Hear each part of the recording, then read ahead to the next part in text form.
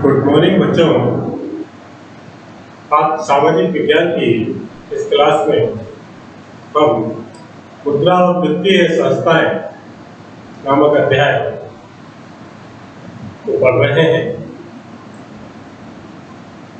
पहले की 2 क्लासों में हमने इस चैप्टर को शुरू किया था और इसमें हमने मुद्रा से संबंधित विभिन्न बातों का अध्ययन किया था कि मुद्रा किसे कहते हैं, मुद्रा क्या होती है और मुद्रा किन किन कार्यों के काम में आती है।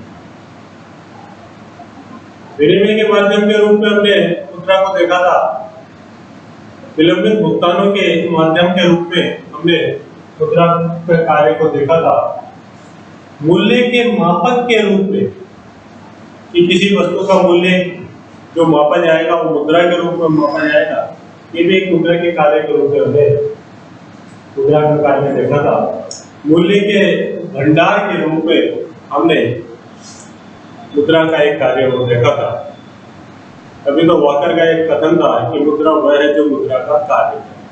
यानी मुद्रा के कार्य से संबंधित हमने कुछ बिंदुओं पर अपनी पिछली क्लासों में अध्ययन किया। आज की क्लास में हम मुद्रा के अन्य कार्यों के बारे में अध्ययन करेंगे और जो मुख्य अध्ययन होगा हमारा मुद्रा की अर्थव्यवस्था में भूमिका।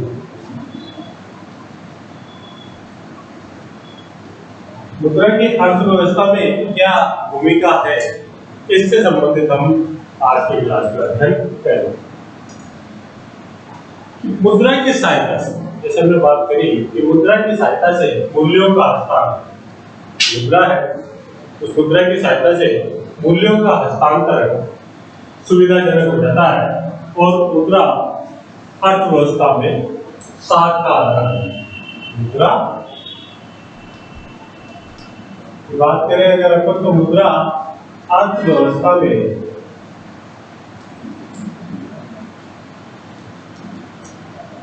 साख का आधार होती है।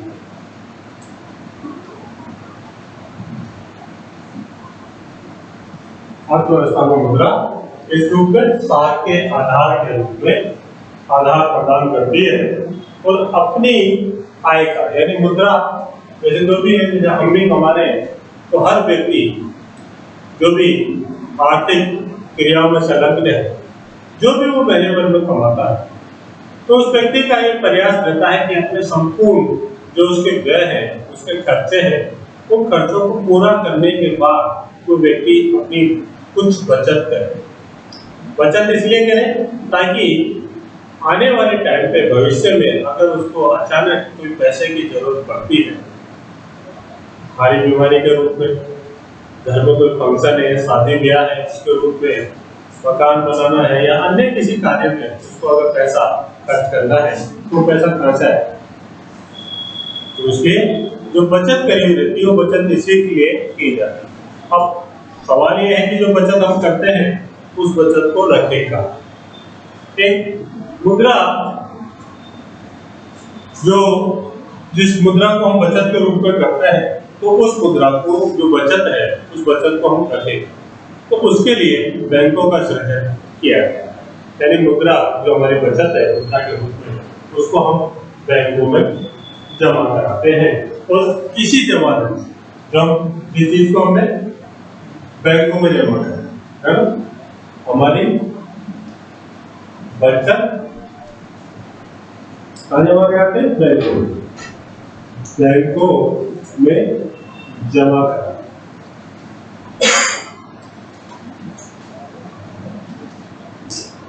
और इसी जमा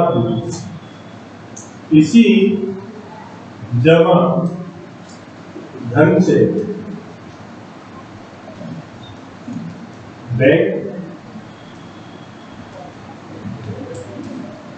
साख प्रदान करता है।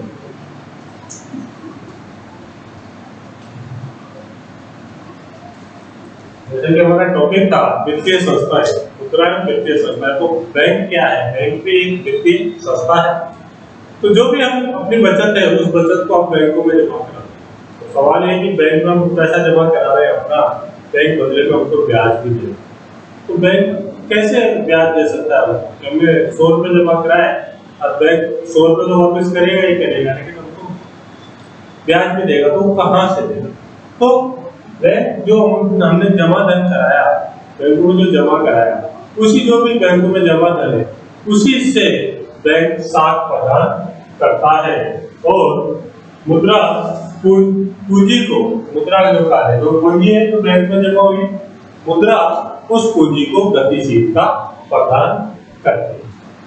यानी एक महत्वपूर्ण मुद्रा ने पूंजी को गतिशीलता प्रदान करके अर्थव्यवस्था में एक महत्वपूर्ण अपनी भूमिका का निर्वहन किया है। मुद्रा के कारण ही पूंजी को एक उद्योग से दूसरे उद्योग, गतिशीलता बताइए ना मेरी, कि मुद्रा के कारण ही जो पूंजी है वो एक उद्योग से दूसरे उद्योग में उसको लगाया जा सकता है या ले जाना संभव हुआ। मुद्रा की सहायता से ही बचत, जो बचत है उस बचत के निवेशों में, जो बचत है उस बचत के निवेशों में परिवर्तित करना संभव हुआ। अर्थव्यवस्था में बचतकर्ता और निवेशक दो चीजें हैं अर्थव्यवस्था में।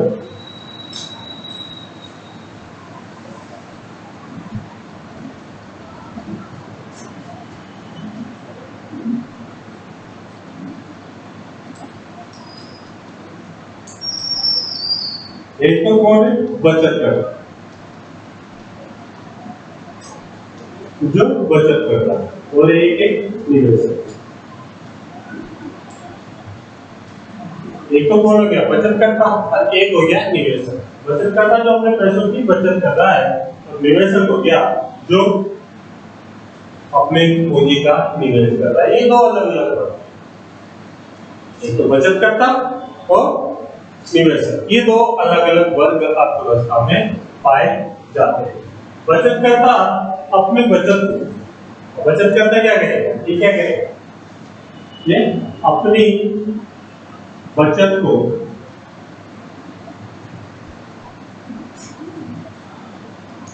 बैंकों में जमा करा,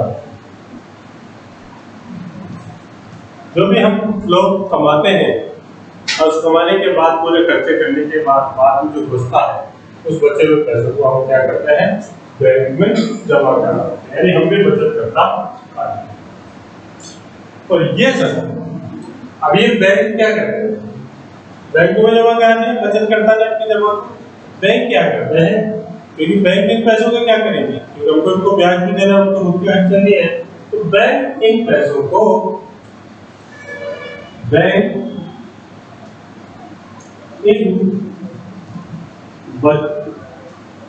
बचत से जमा धन को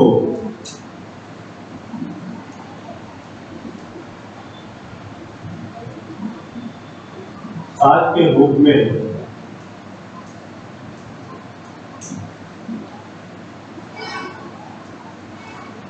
वे जमा है जो बैंकों में जमा होती है, इस जमा धन को साठ के रूप में ये प्रदान करते हैं। यानी ये पैसा है, ये मुद्रा है, इसको वो दूसरे व्यक्तियों को उधार देते हैं।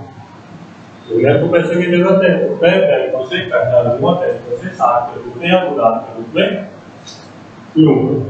अब दूसरी अर्थव्यवस्था की बात करेंगे, दूसरे ग्रुप की बात करेंगे निवेशक। बैंकों से कौन कर्जा लेगा? क्योंकि बैंक तो ज्यादा कर्जा लेते हैं, बैंकों से कर्जा जो लेगा वो लेंगे फर्में, कंपनी या व्यापार।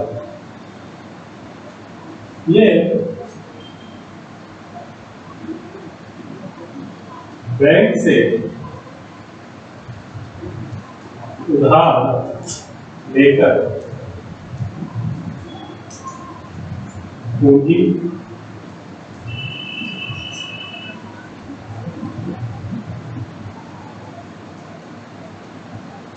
बैंक से उधार लेते हैं और बैंक से उधार लेने के बाद ये क्या करते हैं? पूंजी का निवेश करते हैं। दो हो गए, दो वर्ग हो गए, बचत करता और निवेश।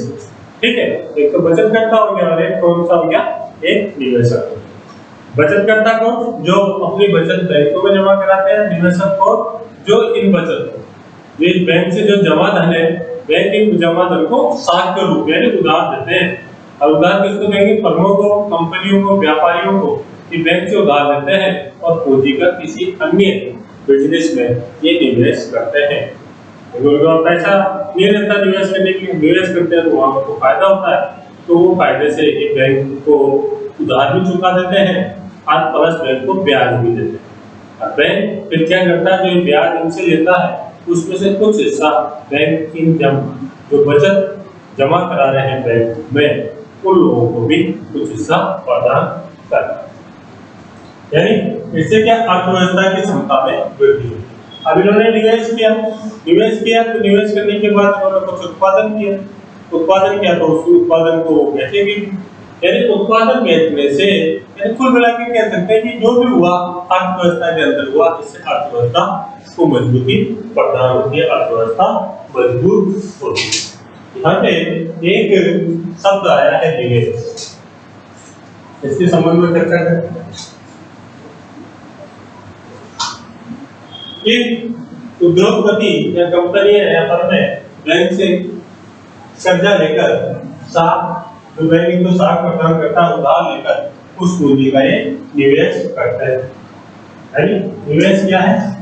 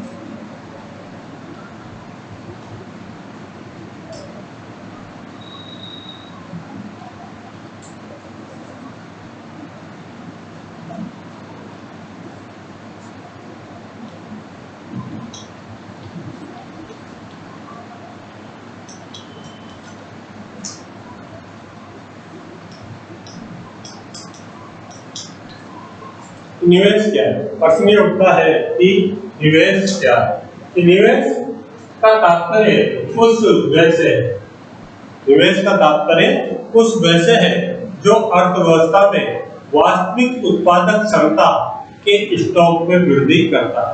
यानी निवेश किया गया किसी बिजनेस में या किसी उत्पादन इकाई में निवेश किया गया और उससे क्या हुआ, उत्पादन बढ़ा तो स्टॉक में क्या होगी, वृद्धि होगी। यानी निवेश का तात्पर्य उस व्यय से है जो अर्थव्यवस्था में वास्तविक उत्पादक क्षमता के स्टॉक में वृद्धि करता है। आगे बात करते हैं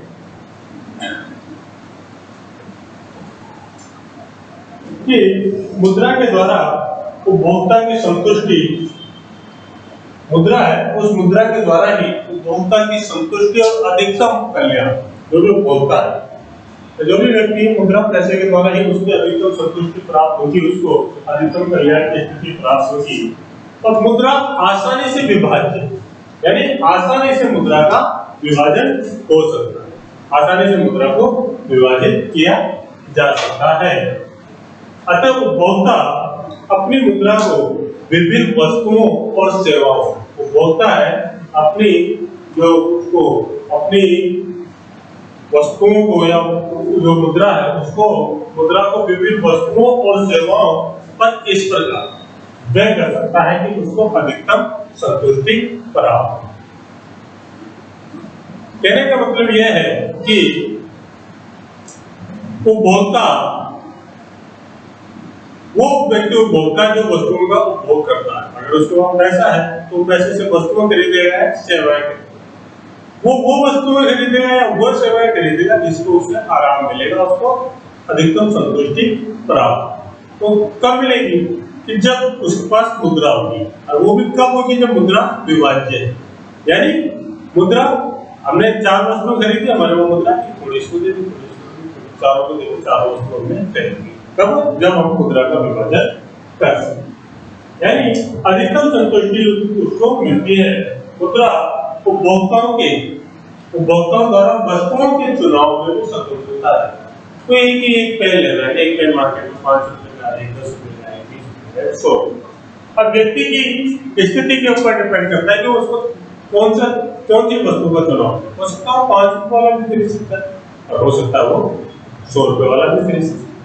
ये उसको वस्तुओं को चुनाव की सुविधा भी मुद्रा उसको प्रदान करती है। मुद्रा उत्पादन के क्षेत्र में विशिष्ट भूमिका अदा करती है। अभी तक हमने समझा निवेश से संबंधित उत्पादन का वो उत्पादन करने के लिए पहले निवेश की आवश्यकता होती है। आप किसी भी क्षेत्र में, चाहे प्राथमिक क्षेत्र में ले लो, चाहे द्वितीयक क्षेत्र में ले लो, चाहे तृतीयक क्षेत्र में, आपको कुछ भी कार्य करना, खेती करनी प्राथमिक क्षेत्र के अंदर, तो आपको खेती में भी पहले निवेश करना पड़ेगा। बीज लाने, सिंचाई के साधन उपलब्ध कराने, रासायनिक खाद लानी, मशीनें लानी, इन सब में आपको पहले निवेश करना। निवेश करने के बाद जब खेती होगी, खेती के बाद जो उत्पादन होगा वो आपका। द्वितीय क्षेत्र की बात करें तो द्वितीय क्षेत्र में भी आपको कंपनी लगानी पड़ेगी, फैक्ट्री खोलनी पड़ेगी, फैक्ट्री खोल के उसको मशीनें लगानी पड़ेगी, मजदूर बुलाने पड़ेंगे, लाइट बिजली के कनेक्शन लेने पड़ेंगे, और फिर प्राथमिक क्षेत्र से आपको रॉ मटेरियल लाके उसको अपनी कंपनी में या फैक्ट्री में उसको रिसाइकिल करना पड़ेगा, उसको दोबारा से किसी अन्य वस्तु में तब्दील करना पड़ेगा, और फिर उसको मार्केट में बेचना। यानी उसके लिए भी आपने क्या किया, उत्पादन करने के लिए भी आप जैसे आप चीनी बना रहे हैं तो आपको गन्ना लाना पड़ेगा, गन्ना लाके आपने उसको चीनी बनाई, उसको बाजार में, फिर चीनी का उत्पादन करने के लिए भी आपको क्या करना पड़ेगा, निवेश करना पड़ेगा। ऐसे ही सेवा क्षेत्र में किसी भी, अगर डॉक्टर बनना है, वकील बनना है, उसके पहले पढ़ाई करनी पड़ेगी, पैसा इन्वेस्ट करना, निवेश करना, उसके बाद हम सेवाओं का उत्पादन देने में सक्षम होगा। तो ये कुछ चीजें कि निवेश करते हैं, तो निवेश करने के बाद ही उत्पादन होता है। और मुद्रा के द्वारा जो सबसे बड़ी चीज है, मुख्य उत्पादन में तो मुख्य भूमिका मुद्रा अदा करेगी। जो उत्पादन है उस उत्पादन में तो मुद्रा मुख्य भूमिका अदा करेगी, लेकिन इसके बाद श्रम विभाजन और विशिष्टीकरण को, दो चीजें यहाँ पे है, देखा मतलब श्रम विभाजन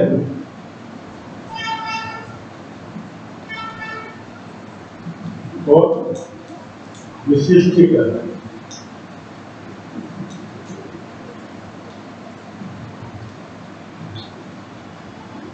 ये दो शब्द यहाँ पे है, एक तो श्रम विभाजन और विशिष्टीकरण। इन पर अपन चर्चा करते हैं कि विशिष्टीकरण तब घटित होता है। सबसे पहले बात करते हैं विशिष्टीकरण की, विभाजन की करेंगे।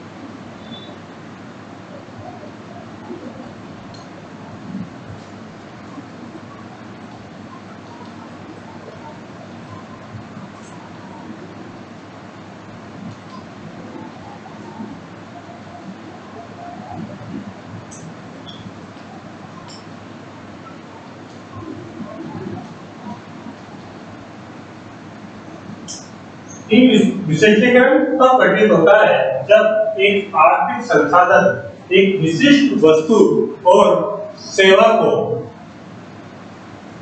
उत्पादित करता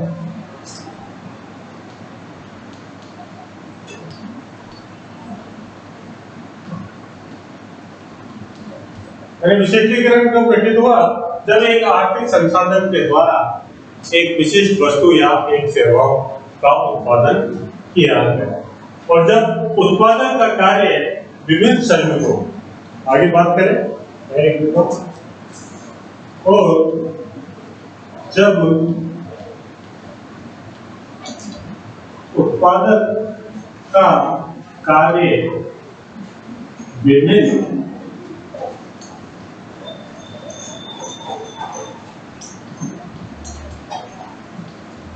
श्रमिकों में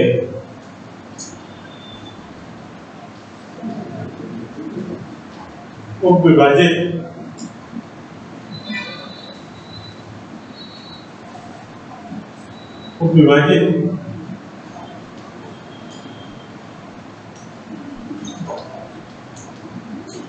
कर दिया। उत्पादन में अलग अलग कार्य होते हैं। अब उन अलग अलग कार्यों को अलग अलग श्रमिकों में विभाजित कर, यानी जो भी कार्य है उस कार्य को विभाजित कर दिया, अलग अलग में अलग अलग श्रमिकों को विभाजित कर दिया जाता है तथा प्रत्येक इकाई श्रम को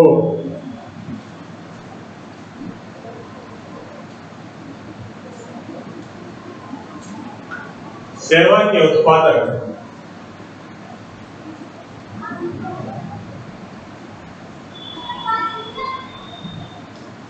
एक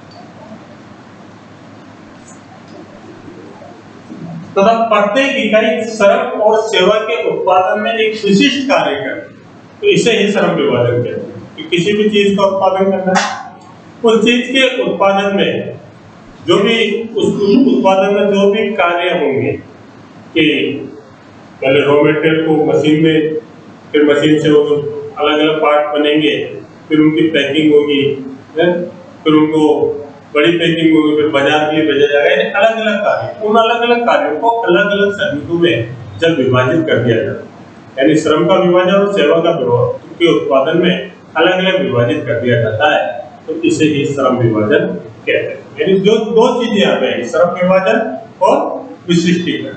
विशिष्टीकरण कब घटित होता है? जब एक आर्थिक संसाधन एक विशिष्ट वस्तु और सेवाओं को उत्पादित करता है। कोई भी आर्थिक संसाधन या कहीं हमने पूंजी निवेश करती है किसी चीज का उत्पादन।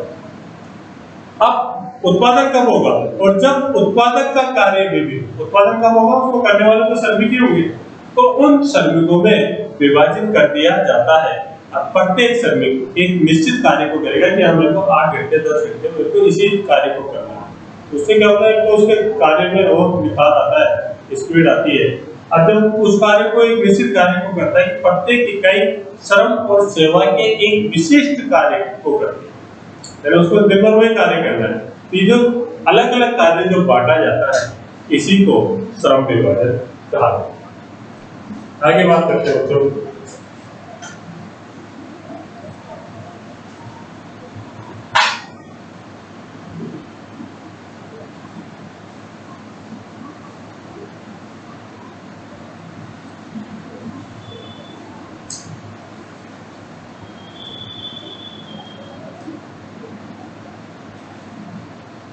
अब क्या होता है श्रम विभाजन से? एक तो उत्पादन में कुशलता, क्यों कि हर व्यक्ति को एक निश्चित कार्य करना है कि मेरे को दिन भर में यही कार्य करना। उस कार्य को करते करते बार बार करने से वो पारंगत हो जाता है, स्पीड आ जाती है, कार्य करने की गति बढ़ जाती है। और जैसे जैसे उस कार्य को करने की गति बढ़ती है प्रत्येक श्रमिक की, क्योंकि सबको अलग अलग अपना अपना कार्य करना है, निश्चित कार्य, तो अगर गति बढ़ेगी तो जाहिर सी बात है उत्पादन में वृद्धि होगी, उत्पादन बढ़ेगा। यानी श्रम विभाजन से और विशिष्टीकरण से उत्पादन में कुशलता आती है, उत्पादन में वृद्धि होती है और उत्पादन क्या होता है? ज्यादा होता है तथा उत्पादन का उच्च स्तर प्राप्त होता है। पर ये सारी चीजें जो हमने ये कब होता है? शुरुआत कैसे होती है? शुरुआत होती है मुद्रा। इन सब चीजों के लिए क्या होता है? क्या चाहिए? मुद्रा चाहिए।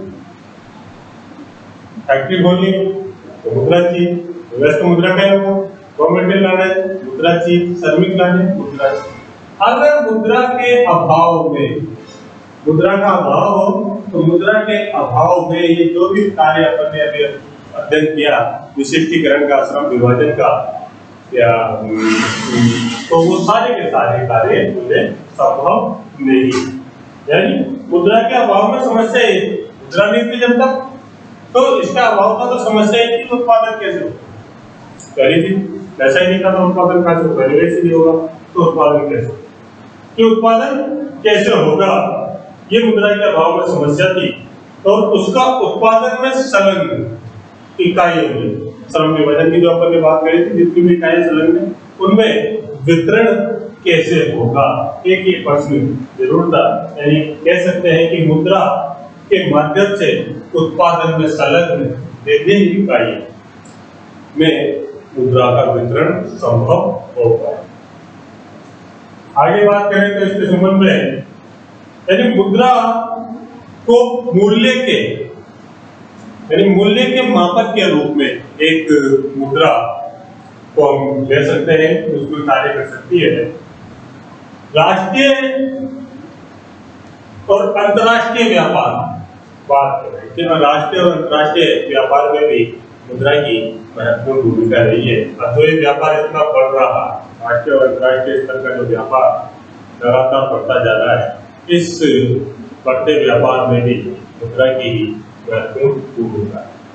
वर्तमान समय में अगर हम बात करें तो राज्य के कल्याणकारी स्वरूप, जो राज्य का जो कल्याणकारी स्वरूप है, उस राज्य के कल्याणकारी स्वरूप को ज्यादा बल दिया जा रहा है कि राज्य का स्वरूप ऐसा होना चाहिए, कल्याणकारी होना चाहिए। और उसके लिए राज्य को अपनी जनता पर अत्यधिक व्यय करना पड़ता है, काफी सारा पैसा उसको खर्च करना पड़ता है ताकि लोक कल्याण के लिए वो अधिक से अधिक कार्य।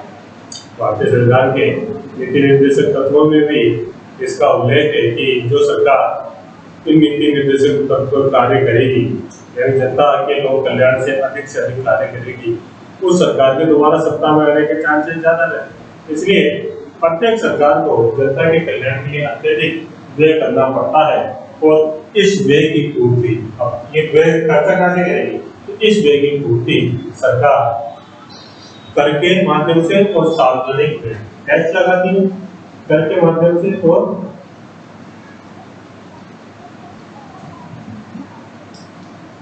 सार्वजनिक ऋणों के माध्यम से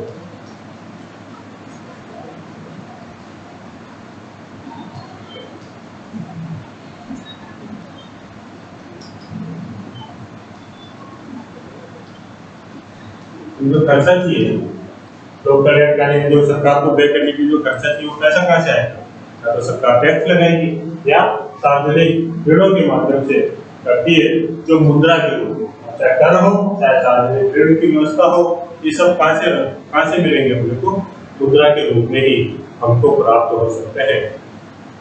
अब मुद्रा वर्तमान समय में जो मानव जो विकास के जिस स्तर को पहुंचा है, हमें जो विकास का जो स्तर हमने हासिल किया है, वो विकास का वो स्तर मुद्रा के कारण ही संभव हो पाया है।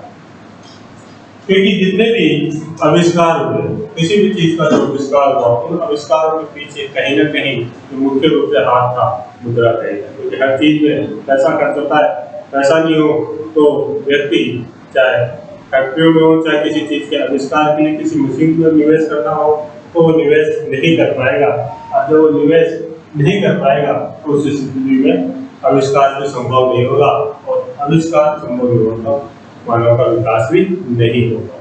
यानी मानव ने आज विकास का जो स्तर हासिल कर लिया है कि हम चांद पर पहुंच गए, हम बड़ी बड़ी बातें करते हैं, उन सब बातों के पीछे मुद्रा का ही हाथ है। मुद्रा के कारण ही वो संभव हुआ। मनुष्य के जीवन का ऐसा कोई सा भी क्षेत्र नहीं है, आप कोई सा भी ऐसा क्षेत्र मनुष्य के जीवन का नहीं बता सकते जहाँ मुद्रा की भूमिका नहीं, पैसे की भूमिका नहीं। यानी मुद्रा एक साधन है, लेकिन फिर भी हम कह सकते हैं कि मुद्रा एक साधन है।